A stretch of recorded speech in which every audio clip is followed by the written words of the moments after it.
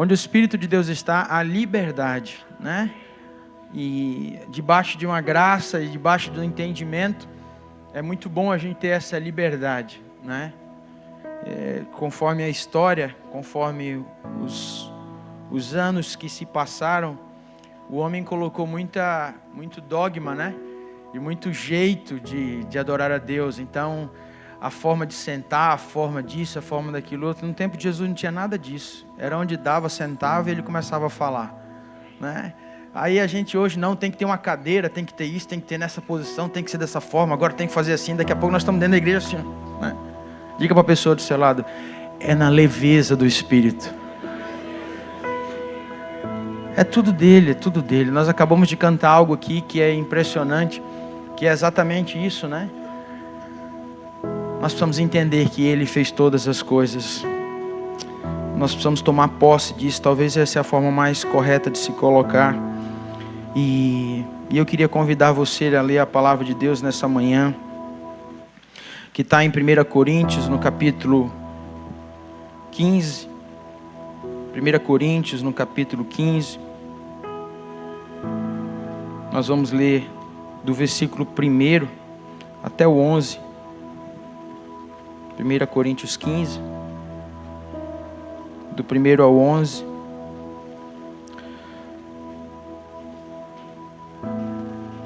E o tema da ministração dessa manhã, você que vai anotar, é não eu. Diga assim comigo, não eu, mas a graça de Deus em mim. Quem crê assim, diga glória a Deus. Aleluia. Quem achou, diga eu achei. Pronto. Diz assim a palavra de Deus: também vós notifico, irmãos, o evangelho que já vos tenho anunciado, o qual também recebestes e no qual também permaneceis, pelo qual também sois salvos, se o retiverdes tal como vou-lo tenho anunciado. Se não é que cresces em vão, porque primeiramente vos entreguei o que também recebi, que Cristo morreu por nossos pecados, segundo as Escrituras, e que foi sepultado e que ressuscitou ao terceiro dia, segundo as Escrituras, e que foi visto por Cefas e depois pelos 12. Depois foi visto uma vez por mais de 500 irmãos, dos quais vive ainda a maior parte, mas alguns já dormem também. Depois foi visto por Tiago, depois por todos os apóstolos, e por derradeiro de todos me apareceu também a mim, como a um nascido fora do tempo. Porque eu sou o menor dos apóstolos, que não sou digno de ser chamado apóstolo, pois que persegui a igreja de Deus. Mas pela graça de Deus sou o que sou, e a sua graça para comigo não foi vã. Antes trabalhei muito, mais do que todos eles, todavia não eu, mas a graça de Deus que está comigo.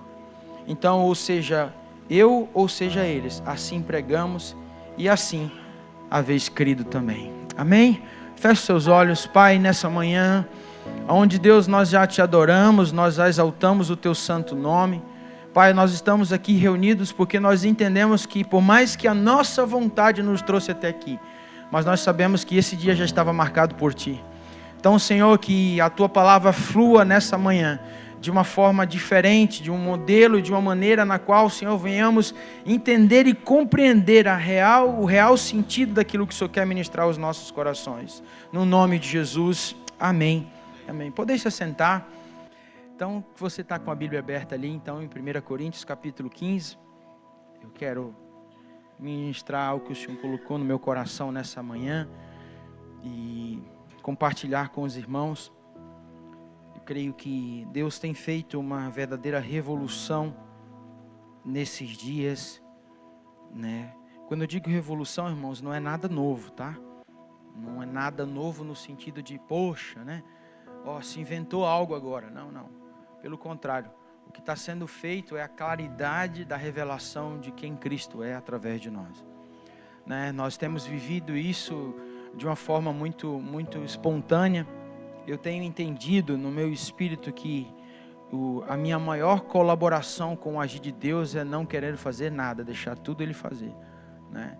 Nós precisamos entender que o nosso lugar e o nosso papel em tudo isso é que Ele flua através de nós, né? quando você o aceita como seu Senhor e Salvador na sua vida, há uma conexão real com o plano de Deus, com a plenitude de Deus. E a plenitude de Deus em nós é Cristo sendo revelado. Quem crê assim, diga glória a Deus. O texto fala que Cristo em nós é a esperança da glória, né? E felizmente, nos últimos dias, quando eu digo felizmente, pelo ponto de vista com quem tem a sede e a necessidade de levar essa palavra, de entender isso, de viver isso, porque Paulo diz assim como recebestes, vivei neles, né? Paulo fala isso para os irmãos, para os nossos queridos irmãos, e é uma realidade que muitas vezes nós achamos que é como se eu estar apenas nos cultos resolve, né? Eu saí da minha casa, então eu estar só no culto é como quem diz assim, não, isso aí agora basta. Eu fui lá, fiz a minha função, principalmente, os cultos que são cultos assim pontuais, eu preciso estar, e a gente passa a dar nomes às coisas, como eu falei, não sou contra, e pelo contrário, é fato, mas a Bíblia diz que todas as vezes que nós estivermos reunidos ali é um culto. Ali é um lugar, inclusive todas as vezes que nós estivermos reunidos no nome dele, nós deveríamos ceiar. Era algo que deveria ser praxe nossa como cristão, mas a gente acaba se perdendo nesse emaranhado de opiniões, nesse emaranhado de situações, e parece que a simplicidade do Evangelho cada vez fica distante de nós.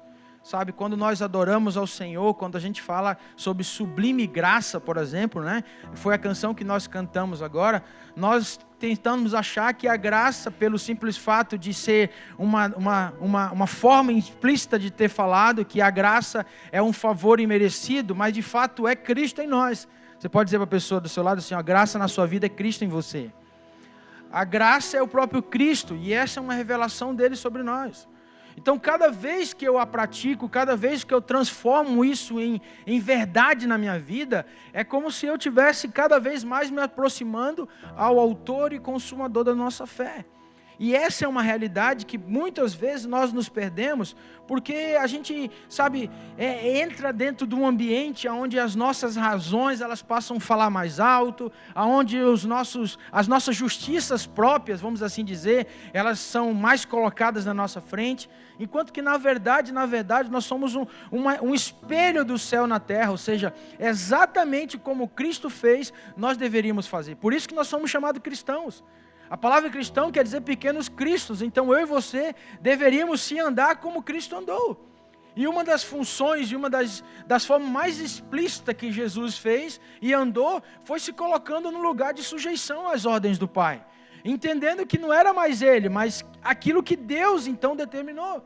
Quando você se depara sobre a oração, ou seja, o tempo de um pai e um filho conversando, como diz lá em João, né? Jesus deixa claro assim, que assim como eu sou em ti e você em mim, eles também sejam em nós. Sabe, é importante nós entendermos que nos últimos dias, quando eu digo últimos dias, irmãos, não estou determinando uma hora e um momento em que Jesus está voltando, mas nós como igreja vivemos os últimos dias na terra. Quem crê assim, diga glória a Deus. Porque hoje, irmãos, o mundo, ele se agonia a cada instante, né? Você vê que, digamos assim, desde que o mundo é mundo, há um projeto, há um plano, uma ideia, uma agenda do inferno para matar as crianças. Você vê lá desde o tempo de Moisés, você vê no tempo em que Jesus nasceu, você está vendo hoje, nos dias de hoje, essa agenda querendo abortar todas as crianças. Então todo o tempo há um propósito e um projeto de Satanás para destruir aquilo que Deus estabeleceu. Se Deus constituiu a família como um reflexo da autoridade patriarcal na terra, o que se fala? A família tem vários tipos de família. Tudo que Deus constituiu, tudo que Deus fez, Satanás sempre tem um projeto para desconfigurar aquilo que Deus fez. E aqui quando Paulo começa a falar sobre aquilo que tem permeado a sua vida, porque, irmãos, até inclusive a gente conversando sobre isso, o Solidificar tem falado nesse mês, né, sobre a igreja de Atos, falando sobre a vida de Paulo. Muitas pessoas acham que Paulo então teve um encontro com Jesus ali do cavalo, então caiu, ficou cego, ficou aqueles 3 dias ali, pronto. E começou a fazer a obra de Deus, começou a falar como se nada tivesse acontecido, e não é verdade. Em média, aquilo que Paulo ficou ouvindo do próprio Deus, o tempo de aprendizado, o tempo de discipulado, deu mais de 10 anos, se não me falha a memória, 14 anos, para ele começar a se mover dentro de um ambiente de conhecimento. E hoje a gente paga um preço muito alto, porque a Bíblia deixa claro exatamente isso. O meu povo padece por falta de conhecimento. E quando você ministra a palavra de Deus, como nós apresentamos esse final de semana que passou, que foi tremendo o agir do Senhor, a ministração da palavra de Deus, que todo dia, por exemplo, irmãos, nós estamos com um assunto no GA que todo cristão que serve a Deus precisava entender. E a maioria do povo não sabe dizer qual é a verdadeira obra da cruz. Eles não entendem exatamente o que é crucificação, o que é morte, o que é ressurreição, não conseguem entender. Por quê? Porque vive no seu dia a dia esquecendo tudo isso. Então, por exemplo, ele chega amanhã no trabalho, na segunda-feira, ele está com a memória daquilo que prejudicaram ele ainda na semana passada. Então ele fica tramando, fica guardando uma carta na manga para ferrar o seu autoridade, o seu supervisor. Sabe qual é a situação? Por quê? Porque ele acha que tipo assim, não, aqui na terra o que se faz se paga. Imagine só você, um cristão, uma pessoa que serve a Deus, que está aqui, que ceia, que faz e tudo mais, acaba o culto, começa a discutir em casa, começa a brigar em casa, começa, sabe, não perdoar mais quem perdoa, e isso, aquilo, outro. Irmãos, diga assim comigo, Cristo em nós é a esperança da glória. Agora, tudo isso que eu falei, ninguém sozinho consegue. O homem sem Deus, o homem sem a essência de Cristo, ele é mau. O próprio Deus fala sobre isso lá quando ele teve um contato com Noé. Noé, se achando o cara, foi lá e sacrificou a Deus depois da arca. E começou a sacrificar, Deus olhou para ele e falou assim, Noé, tu acha que um churrasco vai me enganar? Essas são minhas palavras, não está isso na Bíblia. Mas você acha que um churrasquinho aí, um sacrifício, você vai me tirar do propósito? Eu vi o coração do homem. E o coração do homem é mau, tão somente mau. Entenda, meu irmão, nós estamos debaixo de algo, isso indiscutivelmente. Você precisa entender isso. Ou você se sujeita aos cuidados de Deus, ou você vai se sujeitar aos cuidados da tua alma. Ou você vai ser direcionado pelo Espírito, ou você vai ser preso pela tua alma, pelas tuas necessidades, por aquilo que os teus olhos veem, porque os olhos são a janela da alma, a Bíblia deixa claro isso. E cada vez que nós nos aproximamos do conhecimento da palavra do Senhor, é de fato, como ela diz, ela é uma espada de dois gumes. Ela nos corta, ela traz para fora a realidade de quem nós somos. Então veja você, o primeiro ponto, se alguém não entende de graça, é porque ele não se debruça sobre a palavra de Deus. Primeiro ponto de alguém, quando você vê que essa pessoa não consegue perdoar, é uma pessoa que não consegue entrar na presença de Deus, é que ela nem medita sobre a palavra. Ela simplesmente vive de culto, ou agora os cultubers, né? Que é a galera que chega, por exemplo, essa semana eu quero falar sobre dízimo, então eu vou no YouTube, alguma coisa que fala sobre dízimo. Aí ele pega lá 10, 4, 5 pastores que, sabe, que se dizem pastores e que não cuidam de ninguém, mas pela uma autoridade que eles aprenderam através de livros e livros e diplomas, não tem vida nenhuma na igreja, não tem cheiro de ovelha, não sabe o que é o dia a dia de uma igreja, mas se acham que referências, porque tem doutorados, orados. Diga assim comigo, os meus diplomas, diga assim, o que eu entendo não é nada diante do que Jesus fez. Quando eu falo quando Paulo diz assim, não eu, mas a graça de Deus em mim, Paulo está se colocando num lugar onde ele deixa claro que tudo que ele fez até ali, não foi nem para justificar alguma coisa que talvez por arrependimento ou por alguma coisa, porque ele chegou na exatidão daquilo que Deus esperava dele. Ou seja, ele se colocou exatamente no lugar de dizer assim, não sou eu. Você pode dizer para a pessoa do seu lado, não sou eu. É a graça de Deus em mim. Agora, você vai revelar exatamente segundo a sua espécie. Nós somos criados para ser dessa forma. Você vai gerar segundo a sua espécie. Agora, tudo na nossa vida, eu já ministrei sobre isso aqui, é uma porta que só se abre por dentro, e essa porta chama-se decisão. Eu decido fazer diferente do que eu vi. Eu decido ser diferente da forma como eu vivi. Eu decido por quê? Porque a palavra do Senhor me leva a essa verdade. E conhecereis a verdade, e a verdade vos libertará. Isso não é um slogan político, irmão. Isso está escrito há mais de 2000 anos. É uma realidade que nos dias de hoje a igreja tem perdido espaço, sabe por quê? Porque as pessoas usam de algo que foi tão precioso, que é a graça de Deus através de Cristo Jesus, para sua benfeitoria. Eu costumo dizer, e isso é fato, a pessoa só entende de graça e misericórdia quando de fato ela passou por uma situação que precisou disso. Enquanto ela não precisou disso, ela se sente o quê? Não, eu nunca quebrei. Então as pessoas que quebram são pessoas que não sabem administrar direito suas contas. Eu não sei o que é isso na minha vida, porque em toda a minha família nunca teve isso. Aí Deus permite que aconteça uma coisa para moer de dentro, sabe? Não é de fora para dentro, sabe a questão do implodir? Sabe um prédio, quando você quer fazer a implosão dele, você bota por dentro as colunas e ela fecha dentro dela?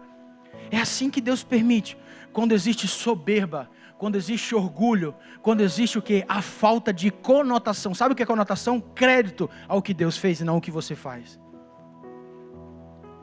Não, mas sabe, eu sou uma pessoa que, meu Deus, na minha família, irmãos, deixa eu dizer uma coisa para você. Em nome de Jesus, que você entenda isso. Quando nós decidimos aceitar a Jesus, e preste atenção, como o nosso, diga comigo, Senhor e Salvador, não pode ser como eu quero. Não é da tua forma. Não é da tua cultura.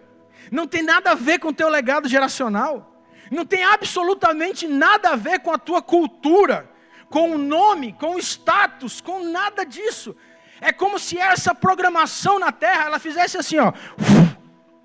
E você baixa um download de como você tem que caminhar dia após dia, hora após hora, momento após momento. Quem crê assim, diga glória a Deus. E uma das coisas que evidencia essa graça na vida de alguém que recebeu isso, que evidencia isso, quando eu falo evidenciar, é um estilo, não é apenas uma fragrância, diga assim comigo, mais uma natureza de Deus. É o perdão.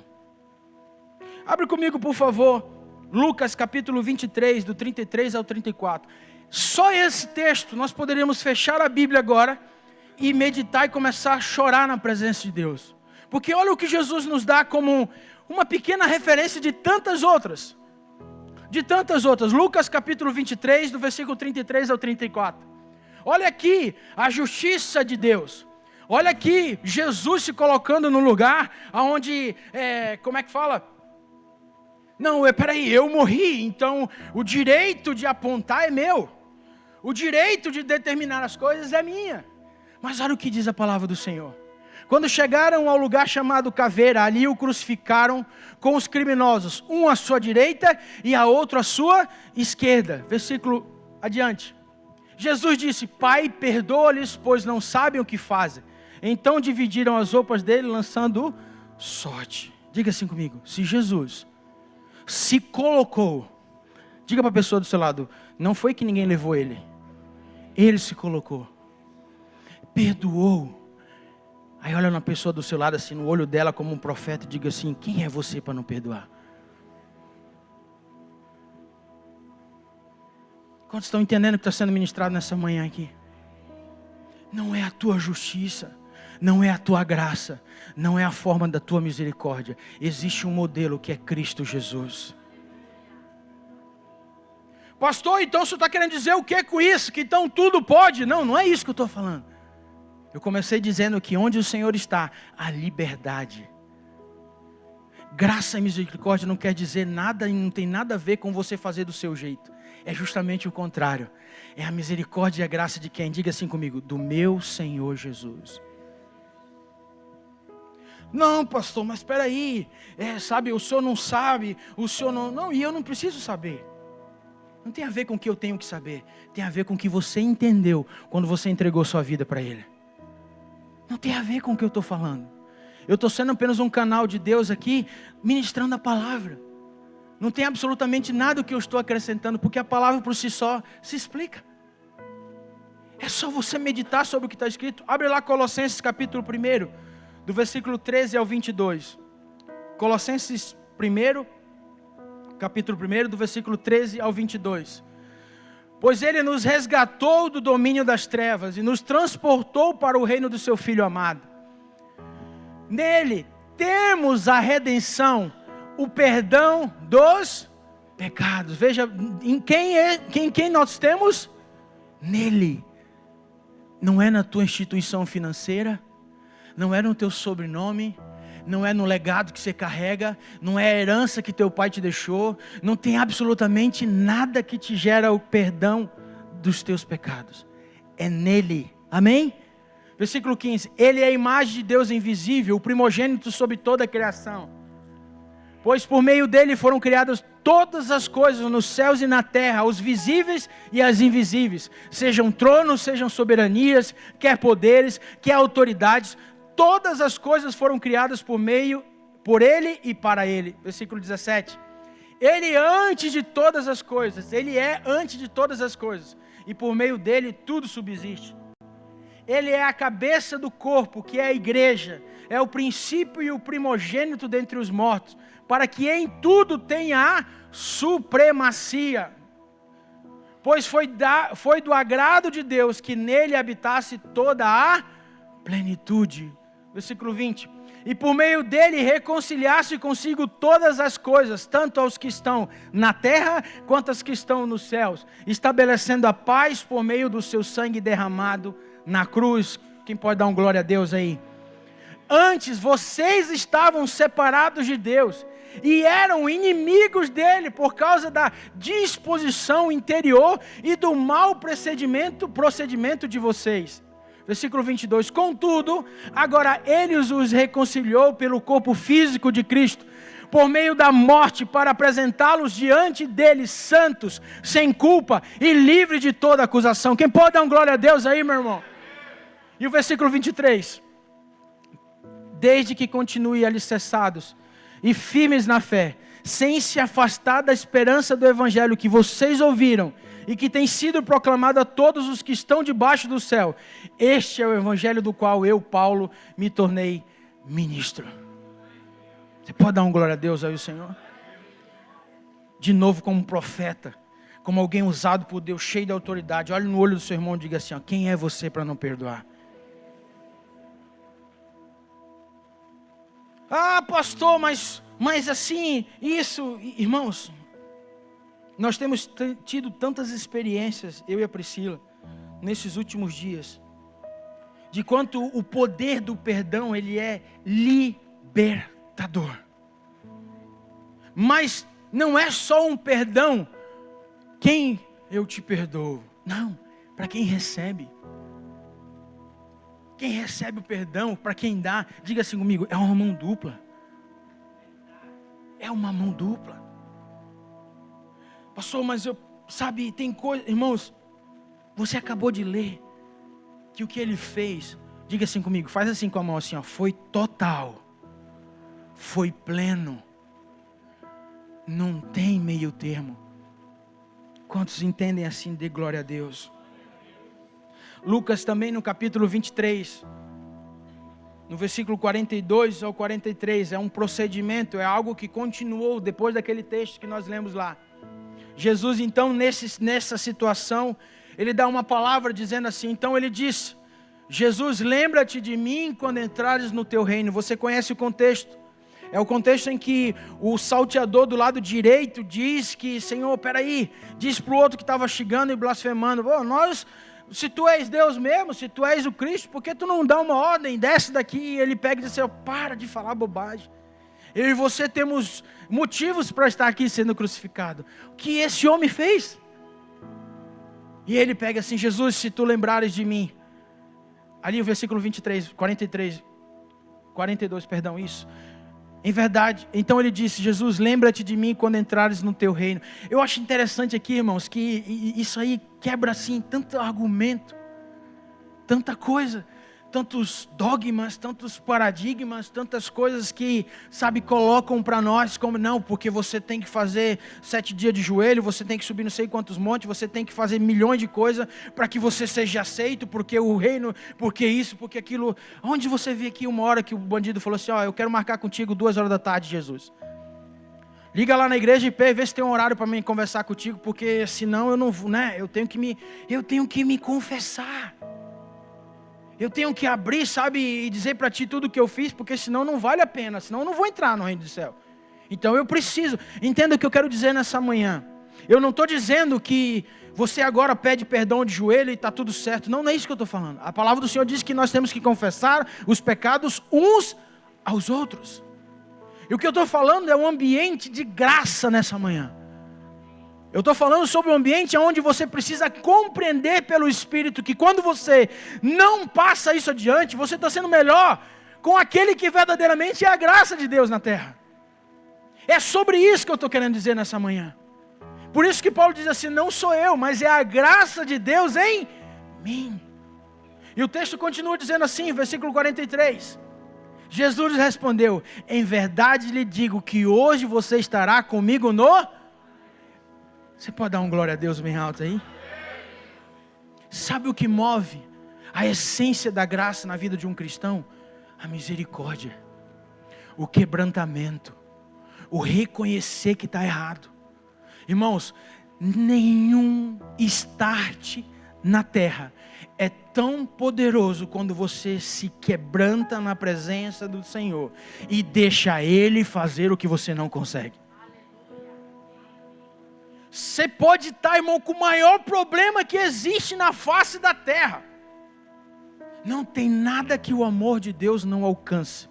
A Bíblia diz que nós podemos ir para o lugar mais fundo, ou ir para o lugar mais alto, mas ainda assim, lá Ele estará.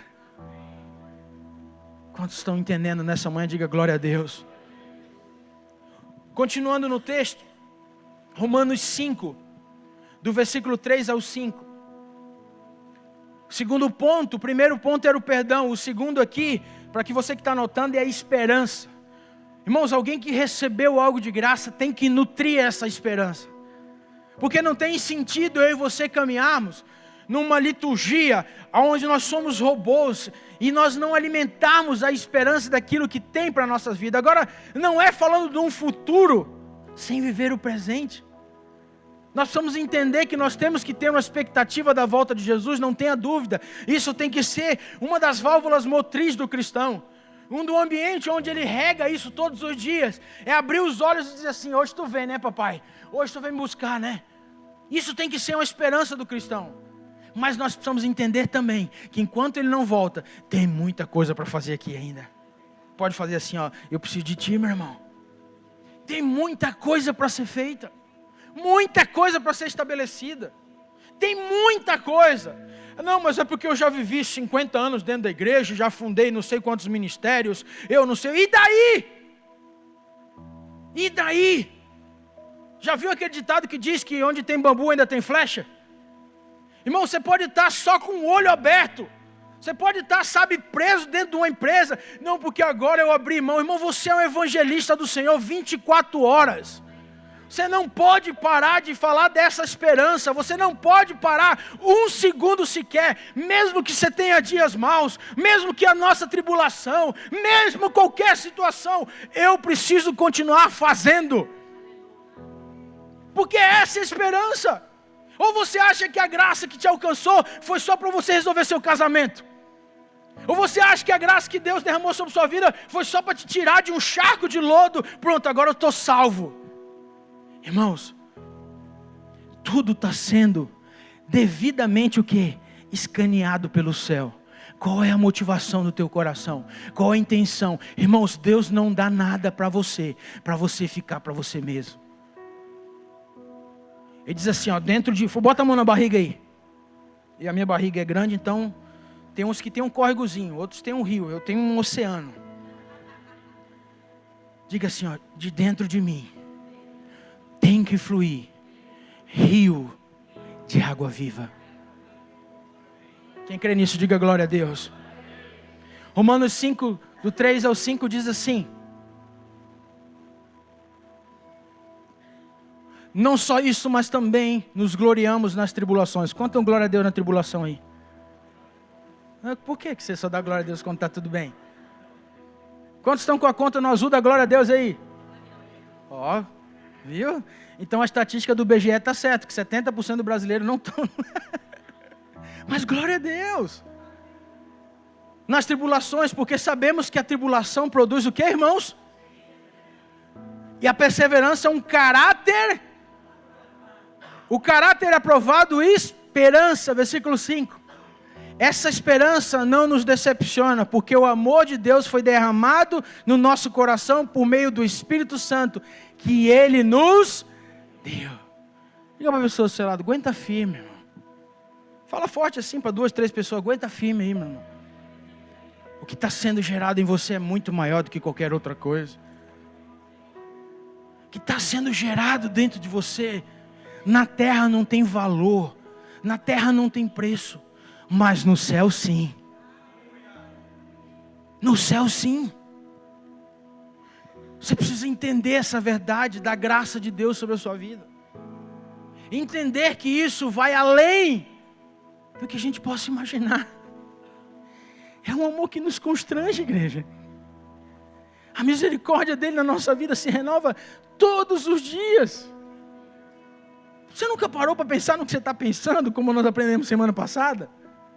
Por que essa misericórdia se renova todos os dias? Porque todos os dias nós atingimos a cota de ser mal diante dos olhos do Senhor. Não é porque você é bonzinho ontem que o bom de ontem é o mesmo de hoje. Não, é todos os dias você tem que agarrar nessa misericórdia e dizer assim, Senhor, obrigado porque eu não merecia isso, mas o teu amor me constrange. Nós vamos participar da ceia do Senhor, que é uma ordenança. Isso não é uma sugestão, irmão. Para o cristão, isso não é uma sugestão.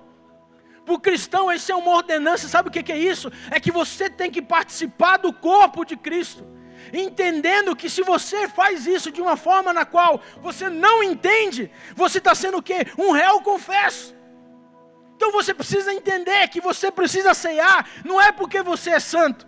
Não é porque você está livre de qualquer coisa. É porque é um exemplo claro que o que Cristo fez na cruz tem que valer a pena todo dia. Por isso que é ceiar, irmão. É lembrar do sacrifício de Jesus na cruz. Não é lembrar, mas eu não posso, pastor. Mas por que não pode? O teu porquê, por acaso, é muito maior do que Cristo fez? Sim ou não? Irmãos, depois do que esse homem se colocou no lugar, todo o meu e o seu argumento caiu por terra. Todo o argumento que eu e você poderíamos ter de não porque, esse não porque não existe mais.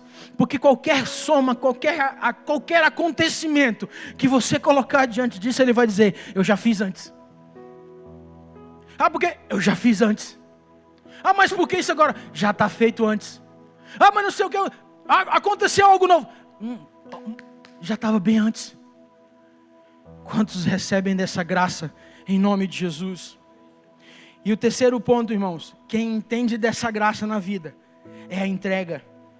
Lucas capítulo 23, do versículo 46 ao 47, eu queria chamar o grupo de louvor e os irmãos que vão ministrar a ceia. Lucas capítulo 23, do 46 ao 47. A palavra do Senhor deixa a continuação daquele momento em que dividiu o antes e o depois. Jesus bradou em alta voz, Pai, nas tuas mãos entrego o meu espírito. Tendo dito isso, expirou. Quando o centurião viu o que havia acontecido, louvou a Deus dizendo, verdadeiramente este homem era justo. Aqui, irmãos, é algo a se pensar. Olha aqui para mim. Depois do que esse homem fez na cruz, todo o sentido e a justificativa do que é justo, existe um modelo. A justiça de Deus, ela é muito diferente da minha e da sua.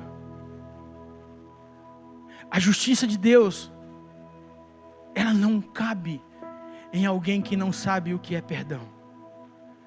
A justiça de Deus, ela não cabe em alguém que não sabe o que é entregar verdadeiramente. A justiça de Deus, ela não se compara de forma alguma às tuas explicações. A palavra do Senhor diz que ele disse, o centurião olhou e falou assim: verdadeiramente havia um justo na terra. A palavra do Senhor diz no Velho Testamento que uma cidade, irmãos, não foi salva porque ali não havia cristãos. Você sabe do que eu estou falando? Sabe, não foi por nada. A palavra do Senhor diz que Deus perguntou, então me aponte um justo sequer nessa cidade. Você sabe que houve uma destruição porque não havia um justo. Pastor, então o que é ser justo? Eu te dei algumas características da justiça de Deus. Se você perdoa, se você tem a verdadeira esperança, e se você realmente tem se entregado aonde o Senhor quer fazer, talvez eu e você possamos dizer um dia: não eu, mas a graça de Deus em mim. Eu queria que você ficasse de pé nessa manhã, em nome de Jesus.